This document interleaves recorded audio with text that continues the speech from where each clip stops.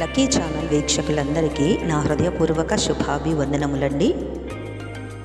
గత నెలంతా కాచి కాపాడిన దేవునికే మహిమ కలుగునుగాక. అలాగే ఈ నెలంతా కాచి కాపాడుతున్న దేవునికి స్తుతులు స్తోత్రములండి.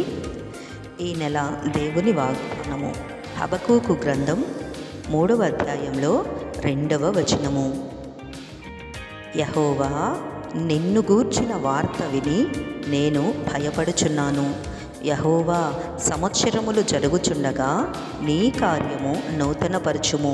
సంవత్సరములు జరుగుచుండగా దానిని తెలియజేయుము. కోపించుచూనే వాత్సల్యమును జ్ఞాపకమునకు తెచ్చుకొనుము. ఆమేన్. ఈ వాగ్దానము నమ్మి విశ్వసించిన మీ ఆత్మకు దేవుని కృప తోడయ్యుండి నడిపించునుగాక. ఆమేన్.